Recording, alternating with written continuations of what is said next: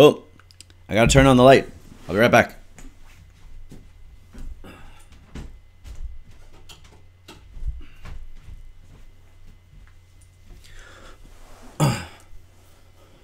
Okay, and now for something completely different.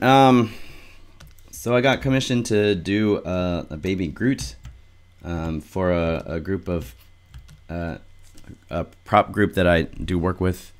So we'll see how far I get today. I'm mainly going to be blocking out the major forms, so getting the proportions right, and then some basic shapes. So I'm not going to go hog wild with the details, like all the branches and stuff.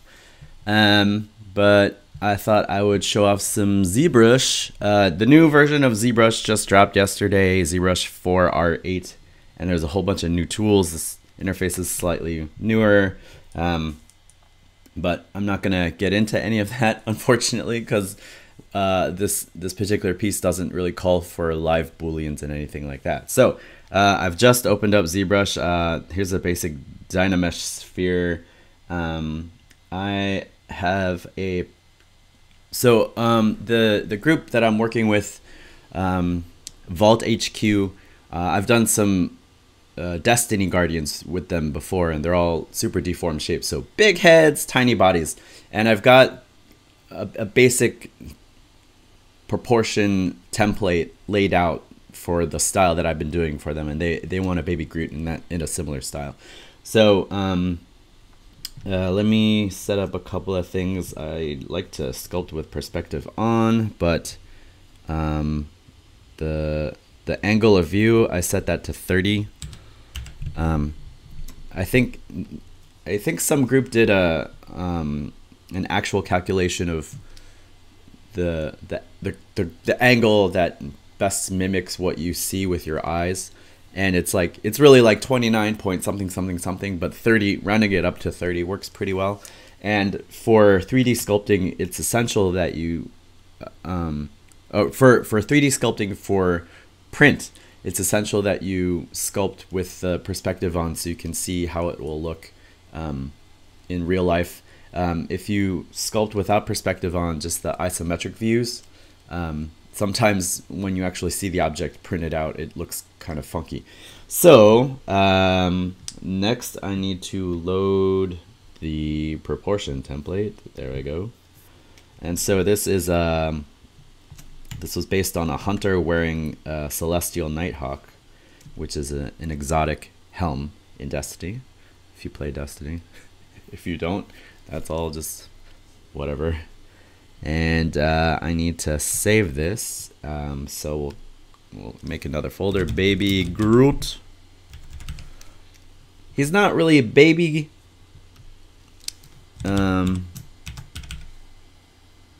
In the second film, he's more like a toddler Groot. But that's semantics, and nobody gives a shit about that stuff. All right, so I'm working on two monitors here. I have my laptop right here in front of me. This is where the video is being filmed, and then my Cintiq companion. So that's what that looks like here. So if I look up a lot, it's because I have reference photos opened up in Chrome, Google image search, just to see what's going on. So I'll be looking up every once in a while. And so the material that I have on here is like a wax skin shader, but that's not really that helpful. I usually sculpt with a shinier material. I like the pearl material because it kind of gives you a good idea of what you're actually looking at. So so these are the proportions I'm working with. Like the head is basically a sphere, and then the body is basically this here. Oh, and I have a custom shelf that I need to load. It didn't save. Oh, that's because I didn't save my layout. So I have to reconfigure, enable customization. All right, so I have to change some things around. Sorry about that. I thought I had everything set up, but I clearly did not. Very well. Delete. Oh, nope. I like this down here. And where is the brushes? I want this over here. And I need to load in the Damien standard brush because that is my friend. There you are. Let me move that over to here, pop that in. This lazy mouse should be up here. The radius is up there. Okay, now preferences, save UI. And where did I have my custom interfaces? I think I had that. ZBrush.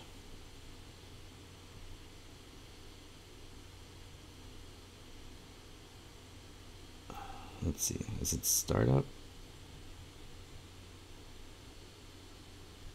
Config files.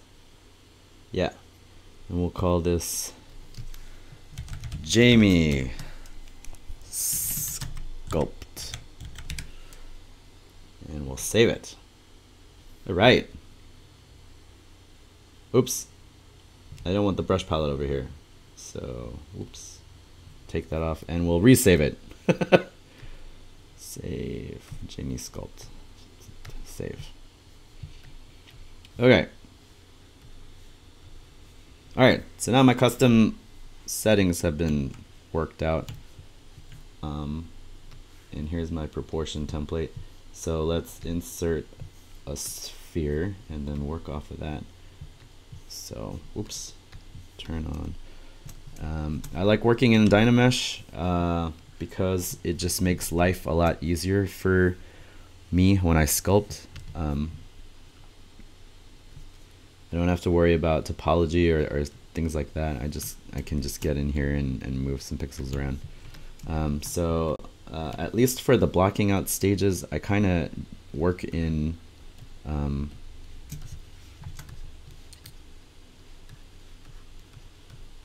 I do use the isometric views when I'm blocking things out. Let's see, so this is going to be really rough. And geometry, where's Dynamoosh? Dynamoosh. I usually start with like a very low setting for Dynamesh, like 64, just to make sure I get the proportions in there.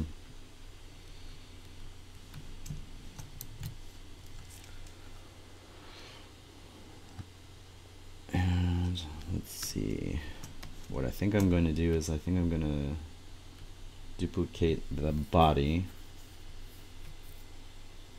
and then move that down.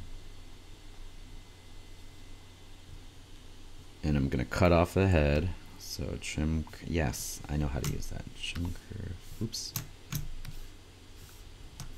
So cut off the head.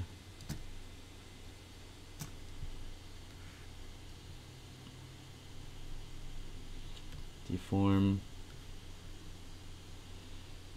mirror, and then mirror, whoops. There we go.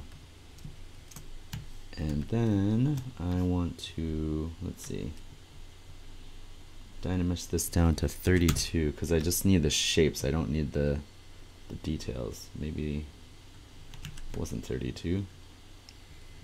32. Okay, we got a little separation thing there. That's not good. So, maybe 64. No, not 128. 64. All right, so there's a little bit of a catch here in the armpits. What I might end up doing is separating the arms itself, because I think there's going to be fingers, which is different than the template. So I might separate the arms Yeah, I might do that right now. Okay, so let's cut out the arms. Oops. What I want to do is I want to use the slice curve. So polygroups, auto group.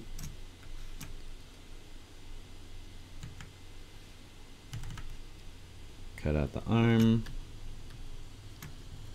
Hide that part.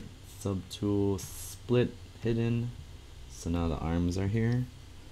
And mirror and weld. So now we have the arms as a separate thing. Actually, before I mirror and weld, I want to fill the holes. So let's see. Deformation. Nope, that's not where it is. Geometry. There we go. Modified topology. Close holes. So now that a hole in the arm is there. Also, there's kind of a separation in the shoulder between the arm and the shoulder joint here, and I guess that makes it easier for animation to kind of stick that in there. So kind of fits. And then let's go back up to this, and we want to do the same thing. So geometry, close holes, mirror and weld, and we're gonna slim this thing up a lot. Oops. So turn off the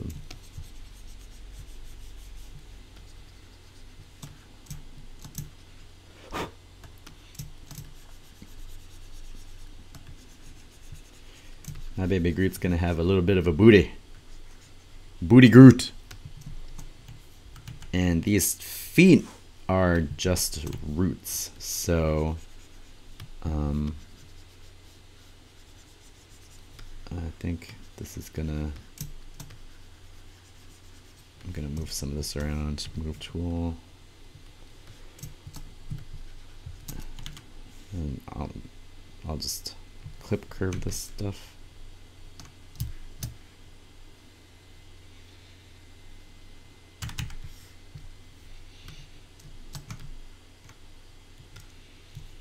And clay.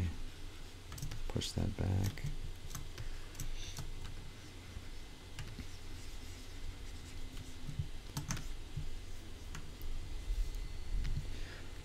So I think what I'm gonna do is block in the feet when it comes time to finish it. I'm just gonna sculpt with the feet like this as much as I want, and then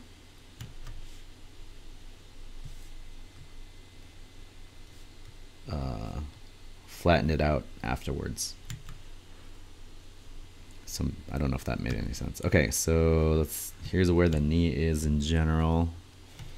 Let's see, his body is mostly a tube. Mostly a tube.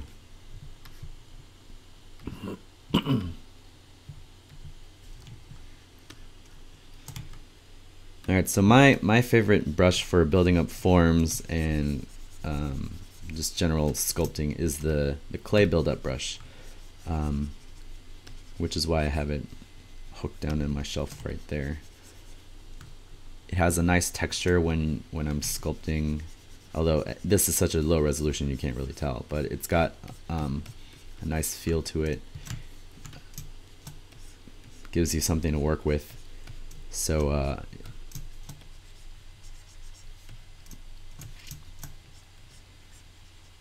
makes it feel like, it makes it look like it's messy with clay and stuff like that, which I think is perfect for Groot because most of his body is made up of these slabs of bark. So I think there might be a procedural way to do the bark stuff, but I'm not that clever, so I'm just going to sculpt all that shit by hand. And then oh, the new gizmo. I haven't used the gizmo yet. That's so cool. All right, well, I lied. We are going to be showing off some new features in ZBrush.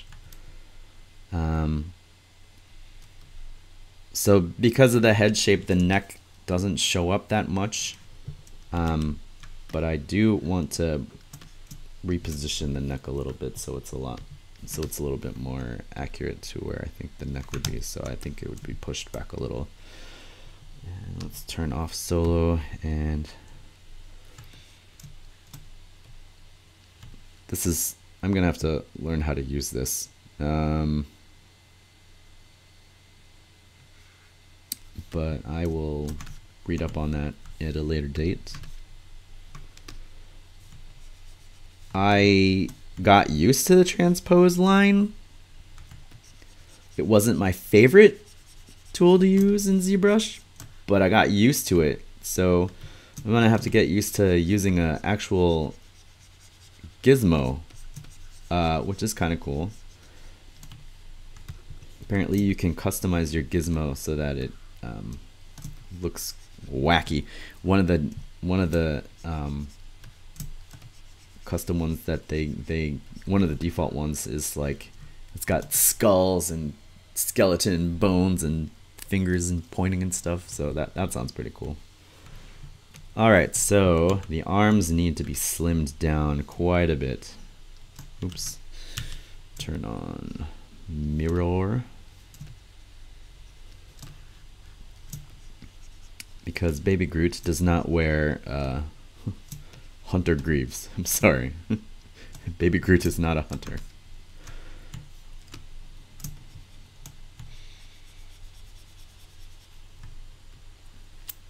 How many fingers do Baby Groot have? I think Baby Groot has 5 fingers. And I think I need more resolution to block in fingers at this point. So I'm gonna turn this into a mitten.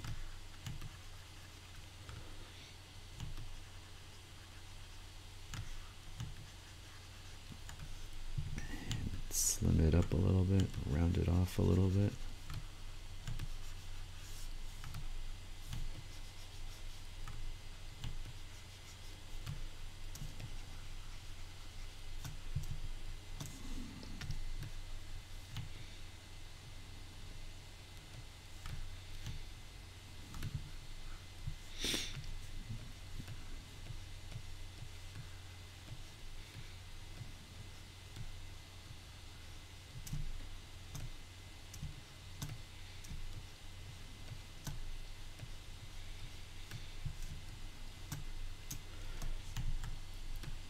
Okay, I definitely need more resolution here, and let's see if I can. Oh, this is so weird. Okay, how do I recenter this?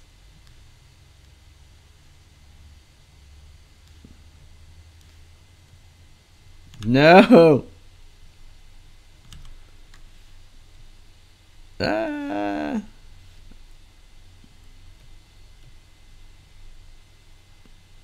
Oh, it doesn't do what I want it to do. Alright, well.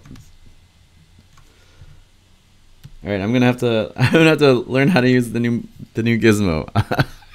God, how embarrassing.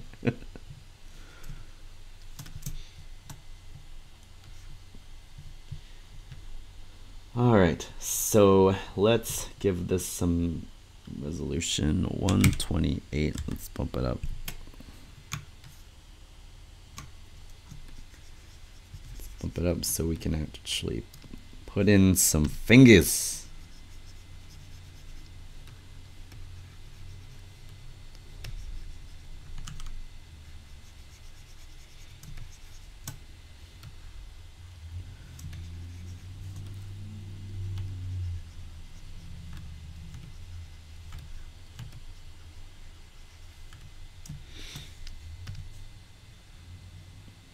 Groot's going to be challenging because there's a lot of asymmetrical sculpting that's going to need to happen, but I do want to build up the forms symmetrically up to a point, and then just turn it off and go with my subdivisions.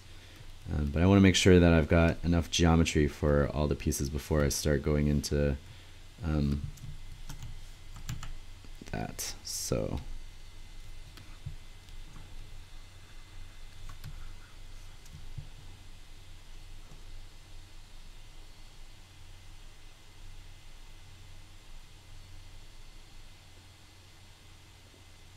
this might not be enough geometry to separate the fingers. So 256, we're gonna up it a bit.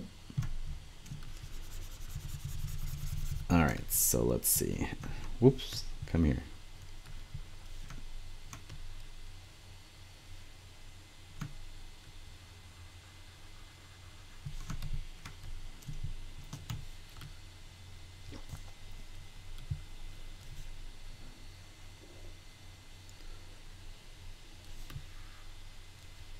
There's a thumb.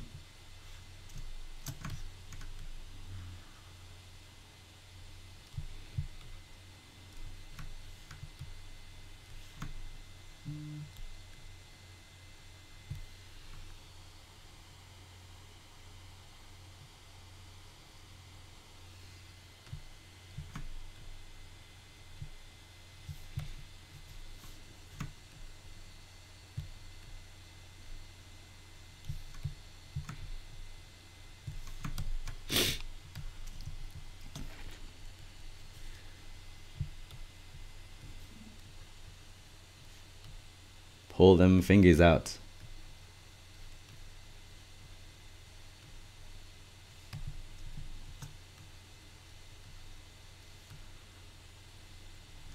Maybe pull them halfway out and then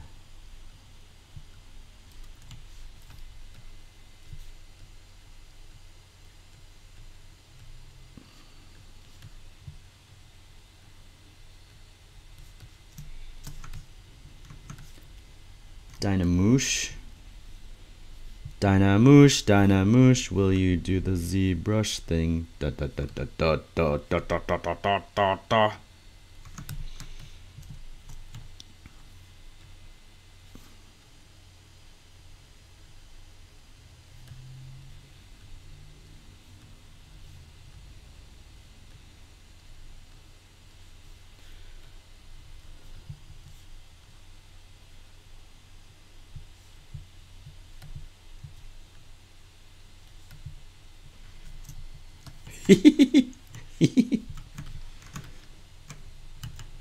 Alright, I'm definitely gonna have to clean up these fingers a little bit, but they're okay. They're a start, man.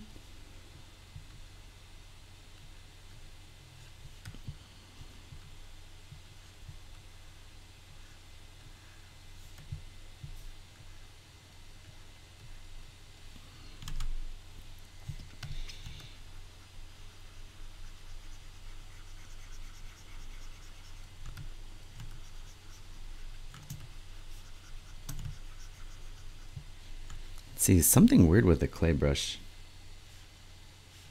This alpha is a little bit soft, isn't it? I kind of like it.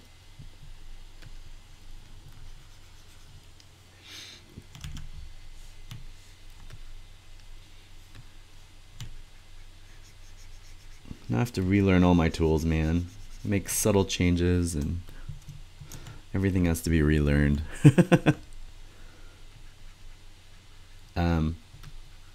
But pulling out the hands that way, I think or pulling out the fingers that way, it's a decent enough way to get enough separation between the forms that you can Dynamesh it without them mushing into one piece. That thumb is massive, so let's slim that up a little bit.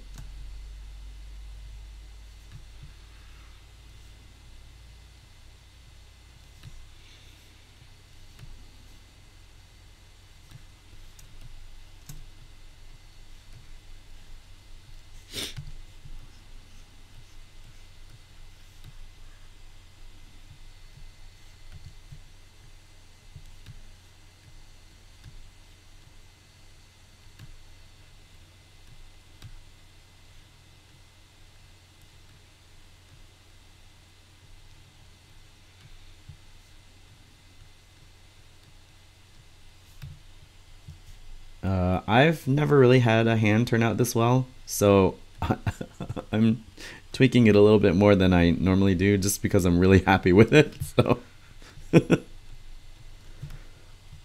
from this angle it looks wonky. Here, let's turn on perspective. Okay.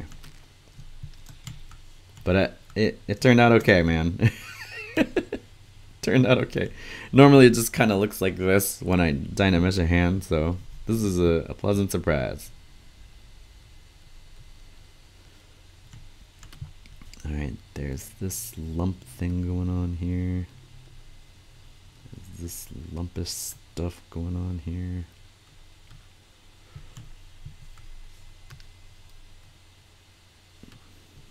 This is going to be the landmark for the wrist.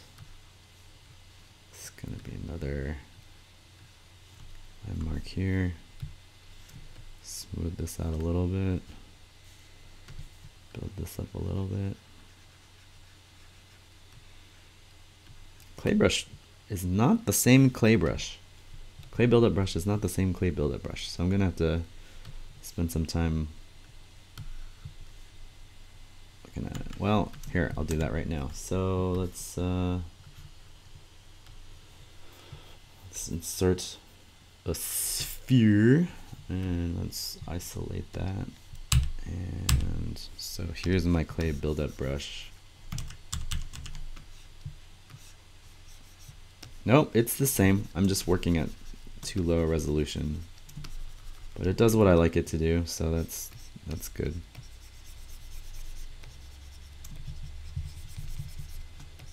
That's more of what I expect. Okay, so the problem is I'm just working at too low a resolution. So delete that. It's always a good idea to label your subtools. Subtools are kind of like layers. So arms, we got the bod, we got the head.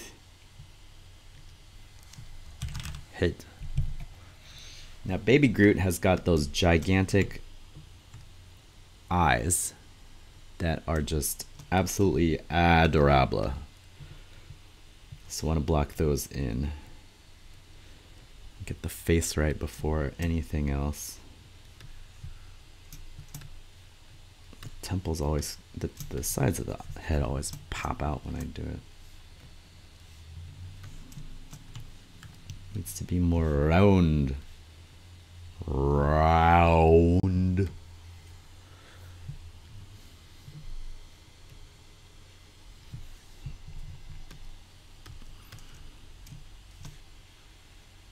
And pull in that chin a little bit.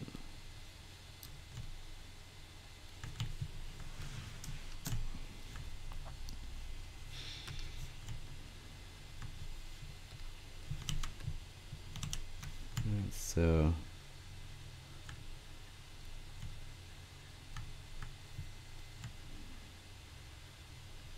here's where I would put in the eyes.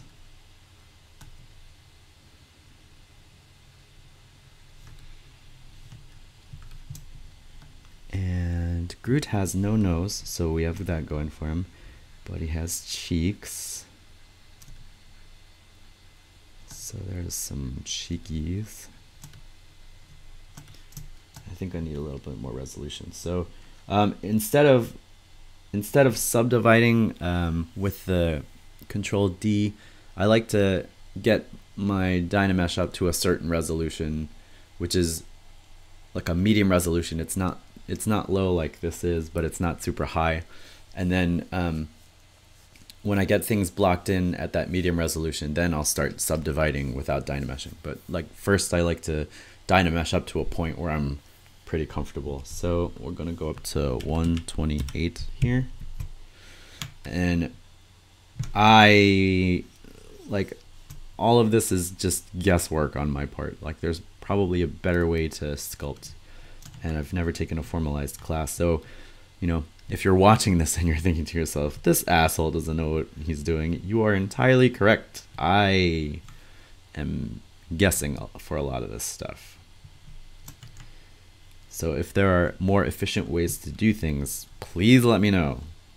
Like if there's better ways to do to set up a file or to transition through things or to set up a sculpt, definitely let me know. You know, this is all me figuring this stuff out by accident. You know, some of those accidents are happy. Some of those accidents are just, what the hell did he do? This little flat top man.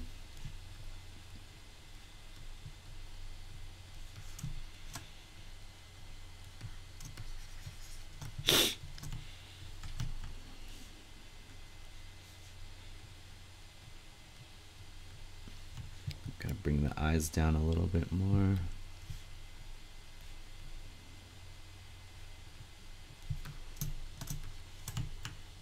Okay, so sometimes people use insert meshes for eyes. I like to create the eyes as a separate subtool, just in case I want to move their position and I don't want to have to deal with shading groups. And I do a lot of dynameshing, and I don't want the eyes to be dynameshed into the face. So what I'll do is insert a sphere. And for this, I turn off. This is so cool. And then I'll usually rotate it so that the poles are facing you. So that's the pole. Okay. And then move this to the side and whoops.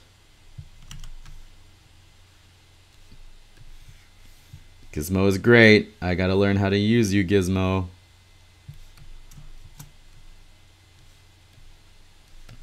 Got used to the transpose line, which I hated. Now I gotta get used to this thing. I love you, ZBrush, but I need to I need to learn.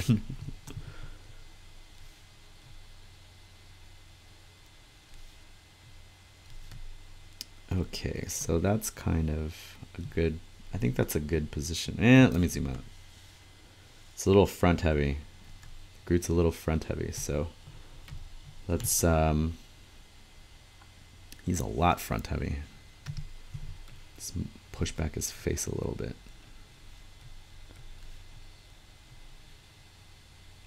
So unfortunately I don't have a 3D printer here. If I did, I would test out some of this stuff in terms of balance.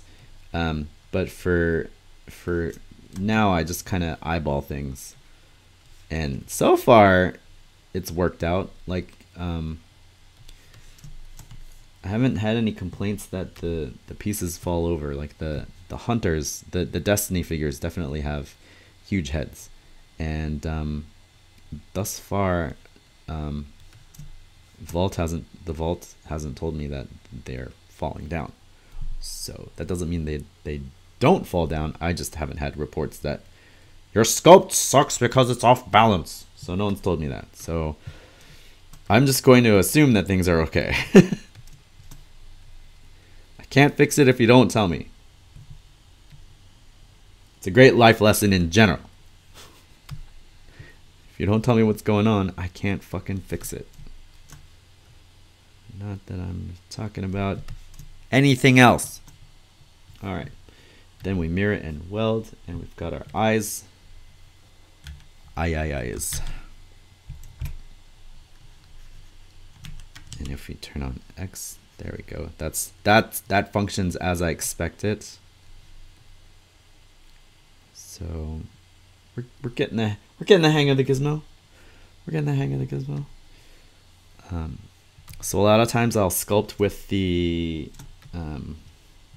transparency turned on if I'm working in a separate subtool, just so I can see how the thing interacts with the rest of the piece. But sometimes you gotta turn it off. And okay, so we're back to our dynamic viewport.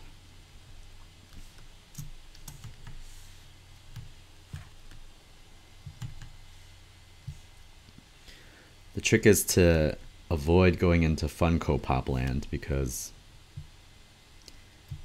fun. Those pops are everywhere. So here's a fun trick to do with the eyes. Here,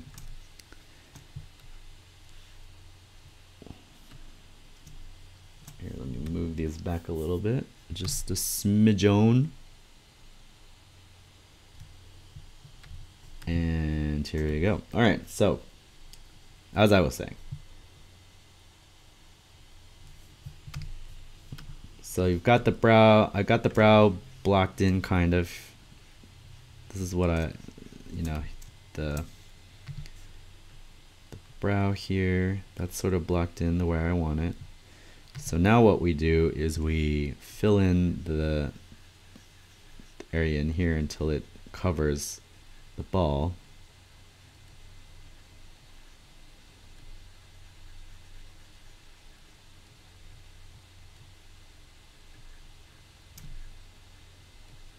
So we got our nice eyelid. We can actually push some of this back actually.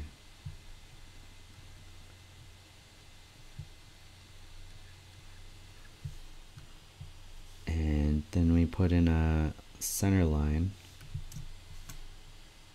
because that's where the center of that's where the lids will open, that little center line. Then we draw, actually we need some more resolution here, so Dino Mesh 256.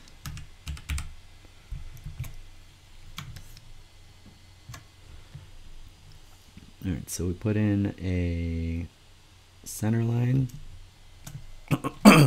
or slightly below center line.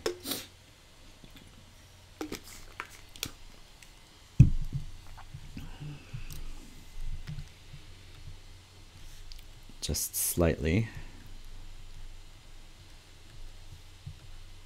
And then we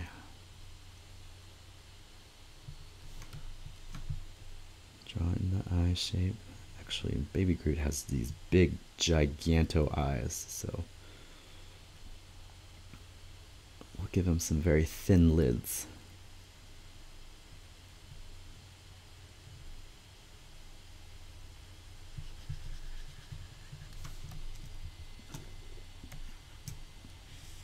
And then we reverse that, we grab our move tool and we push back. So there we got our eyeballs and our eyelids, and that looks real creepy. And then we Dynamesh. And we clean up the background. Not that anyone's gonna see this deep into his head. Then we soften up this edge, soften up this edge, soften up this edge, soften up this edge here.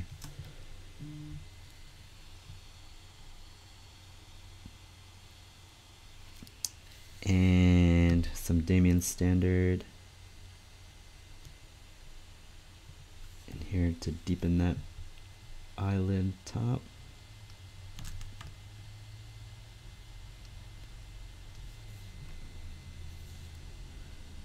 Same with the bottom.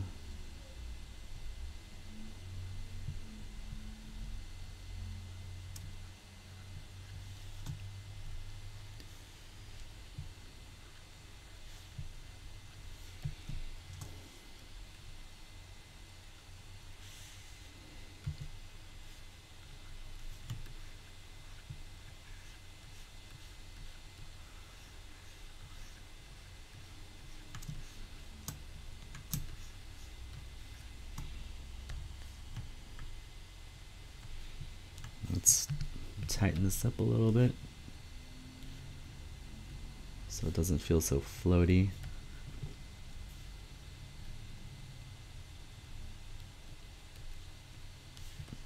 There's a big gap in there, so I'm gonna pull this back a lot actually.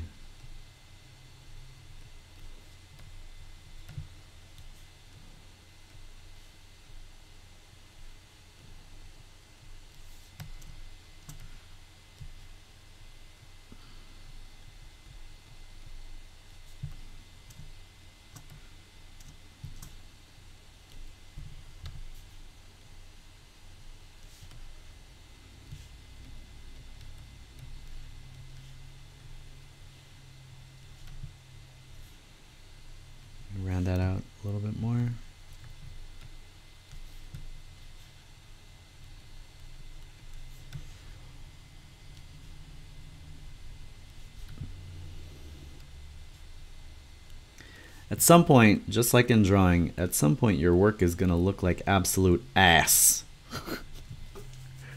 before you unscrew it. And I think I'm definitely at that ass point.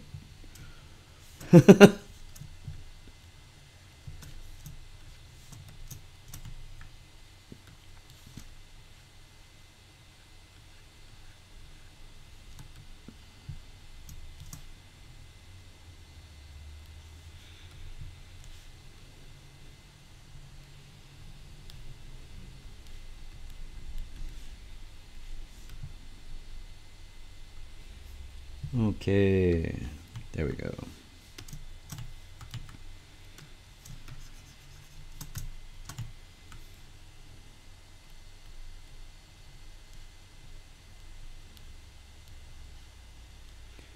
Lots of little tweakies here. Lots of little short movements.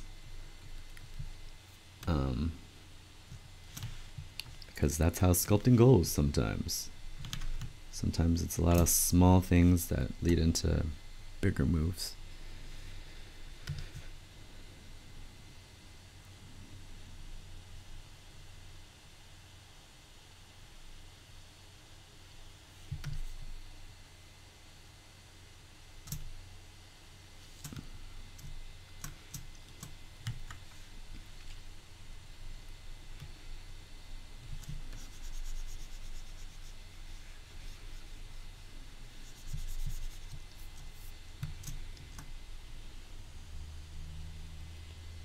Alright, what happens when I hit the clay polish button? Clay polish.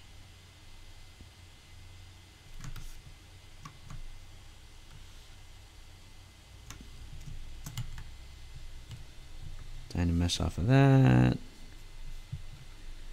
Let's give Groot kind of an open smile. Here we go.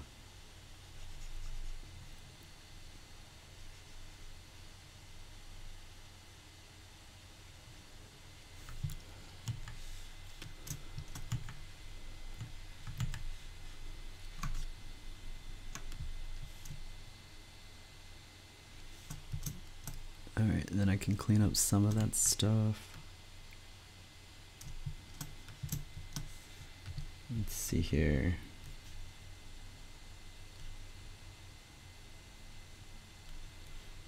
Just some more subtle tweaks on positioning, and I want to try to get the proportions right. It's tough because Groot is not human, so like my tendency is to start working in like human proportions, but that's not what Groot is. His eyes definitely need to be slightly bigger, so we're gonna pull those out, make them really cute and adorable.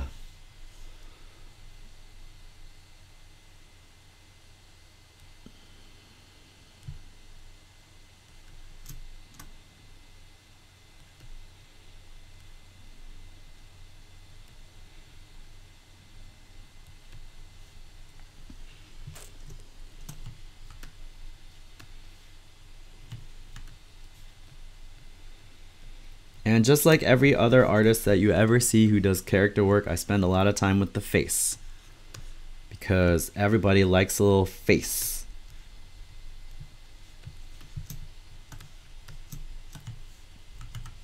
Sideways Groot.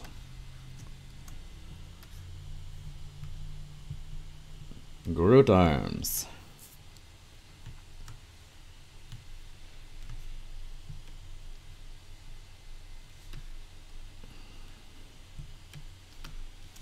Groot body.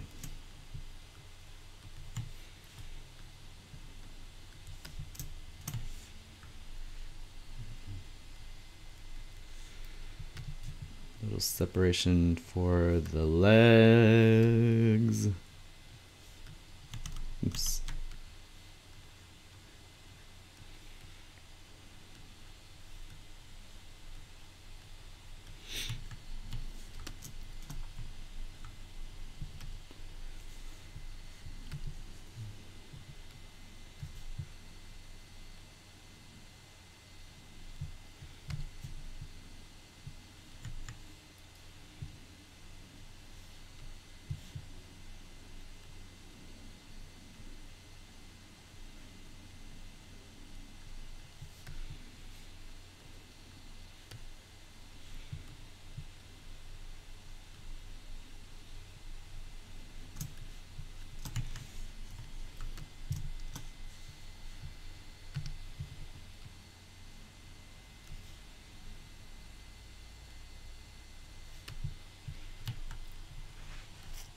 Maybe down a little bit more.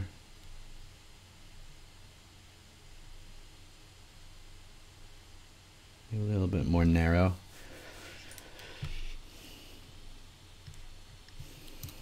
There we go. That's kind of good.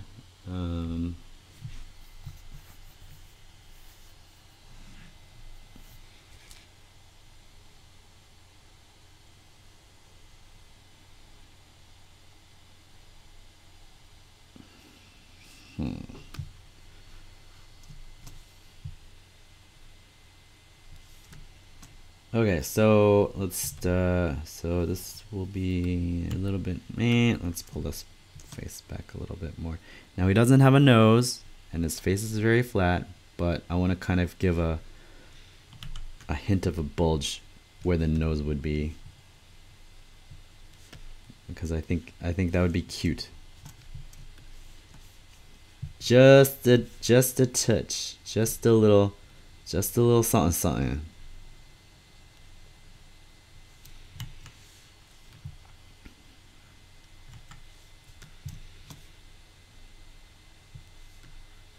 Not nothing. A little something something. And some dimple action.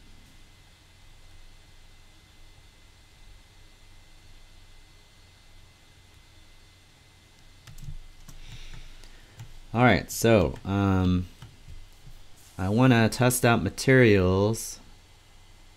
Oh, I should save. And we want the Vault HQ, Baby Groot.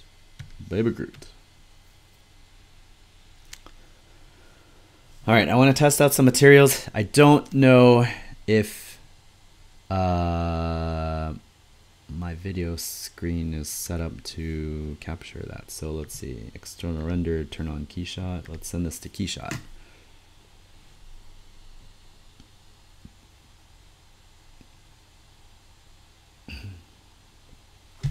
And if I move my Keyshot over to the screen, will it show up? No, it won't. I have to. What do I have to do? I think I have to go. Oh, it will show up. Okay, here we go. So here is Keyshot. Keyshot is my preferred renderer, third-party renderer. It's fast as F. Fast as fuck. Gives great results just with the default setting. So as I change things around, it's going to keep up with the render as I go. All right, so this is our basic material from ZBrush, whatever material I brought in, and we've got a bunch of different things to play with here. We can take a look at Groot, what he would look like if he was made from clay. And the guys at the Vault HQ really like it when I send them over just basic clay renderings. So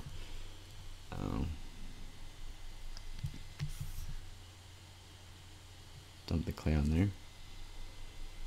So you get some nice ambient occlusion here just to show off what's going on. So that's always pretty cool.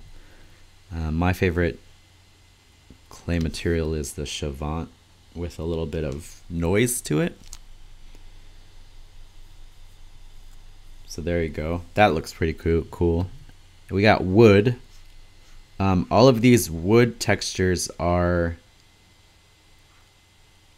set up for, like, if you're rendering a floor and you want a wood pattern. So everything has like a high gloss to it. So for instance, if we put on a fine wood grain, you know, this would be Groot as if he was buffed and polished, you know, like a floor plank. That's not what we want. So we want maybe the old wood planks. That's definitely more like it. Like this texture is definitely more like what Baby Groot would look like. And I'm going to try to mimic this look in the Sculpt so that when it gets printed out, they'll have that texture baked in. So if you want to customize it, you know, you can do that stuff. So let's see other things. But this is why I love Keyshot and ZBrush, the integration between the two, because I can update these materials really quickly and get some really good results. Let's see, what is this one? Oh, that's fantastic. If I upped the grain on this, I think that would be perfect. Let's see, materials. And let's see the texture, scale. So let's down the scale a little bit. Oh no, that's not, oh, the bump is what we wanted. There we go. Want to change the scale of that. Yeah, I mean, that's pretty good. That's kind of what I want to do. That's the effect I'm going for. So let's see, what does the mahogany look like? Mahogany is the same kind of situation.